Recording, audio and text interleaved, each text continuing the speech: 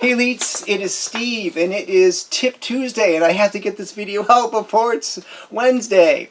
So Tip Tuesday is a concept that I did a little while back and I have about 8 of them. Check them out. It's where I'll just talk about life or tips about food or exercise, and it's fun. I got a lot of thumbs up on these. And I will sprinkle these in whenever I can in a month, besides just doing my videos every week. Today, Tips Tuesday is on stretching, and I will try to keep my hands, you know, still when I talk, because I tend to, I'm Italian, move the hands around a lot. Anyways, stretching, warming up. First tip, stretching is not warming up. Warming up is something you need to do before you work out. It's getting the muscles warmed up, whether you're on a bike or the treadmill. You'll see lifters have like a sweatshirt on. They're doing that for a reason. They're getting their muscles nice and warmed up, ready to go, get some blood flowing through those muscles.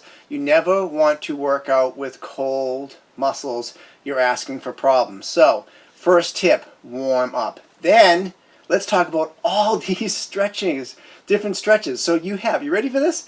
You have passive stretching, you have active stretching, you have static stretching, you have dynamic stretching, you have ballistic stretching, you have SMR. Alright, so let's break this down. So, passive stretching. Passive stretching is essentially when you have an external helping you do the movement, whether it's your own body weight, or whether it's gravity, or whether it's you know, like a piece of equipment like a band pulling your leg back.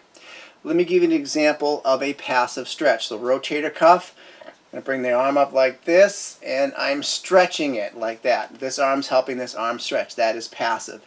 Next is active stretch. An active stretch is when you say, I want to actively stretch my hamstring. So it's the antagonist. You are going to actually perform the contraction of the muscle. So you're going to contract your quad, which is the antagonist to the hamstring, to lengthen the hamstring. That is a active stretch. Now you have static. Static is essentially time, where the muscle you'll stretch it and it won't move from that spot. And there's controversy on how long do you hold it. Is it 30 seconds? Is it a minute? Is it 2 hours? Don't hold it for 2 hours. So you can have passive static stretch. So I'm just going to sit there and hold it. Okay. Next stretch is dynamic. So dynamic stretch for the chest. It's where you're moving your body in a range of motion, controlled, right? It's natural range, and there's no hold anywhere. It's back and forth. Now, if you want to jerk or bounce the muscle beyond its natural point of motion, that's ballistic stretching. Then SMR. SMR, this roller.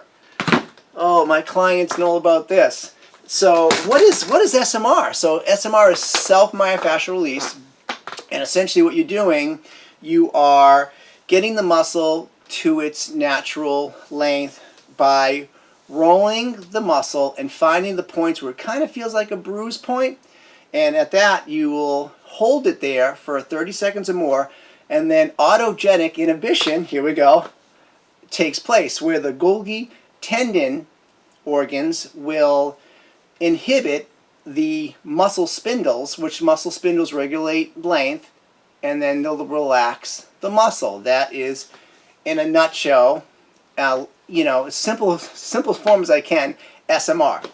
Alright, so with all that information, what do you do? And what to watch out for? So, here's the deal. Here I am moving my hands again. As far as, you know, if you're a hockey player or you play a sport, the research has shown that the passive static stretching is not a good idea to do before you do your sport. It would be more of the dynamic stretch, the active stretch, and then go right to the sport. What I do, or with my clients, is we will do SMR first, take care of that, and then when we go to the rink, then it's more of a dynamic stretch. Or we're going to work out if there's no muscle imbalances. So there's the key. There's a lot to it. Then, you know, we follow that protocol. But now what the active stretching, I mean what the passive stretching helps with is after you finish your workout routine, because what passive static stretching does, it just allows more flexibility with the body, and it helps with imbalances of the muscle. That's why I am such a fan of rolling. And this is getting, when I was out in Arizona, I had the opportunity to meet one of the leading doctors in SMR, because SMR is something that they're right at just the beginning understanding of what happens to the body. That's why you'll see these rollers with like, they'll have like almost like a vibration to it, because when you do SMR, it's sore, and the vibration kind of minimizes the pain, some people say. But SMR there's a lot of research in SMR. Below, I will put down all the different stretches. I will put down the research on, should I do a passive stretch, a static stretch before I do my explosive, deadlifts or whatever you're doing. I'll put that down there. I'll put SMR down there.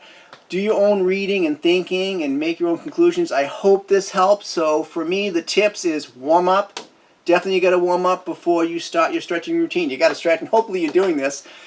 And afterwards, you can do like a passive stretch, and then you want to do a cool down, which is back on the bike or the treadmill, just to bring the body back down and stay healthy. This is Elite Fitness with Steve. Hit like if you like, and subscribe and share. I'll talk to you real soon. Take care. Peace.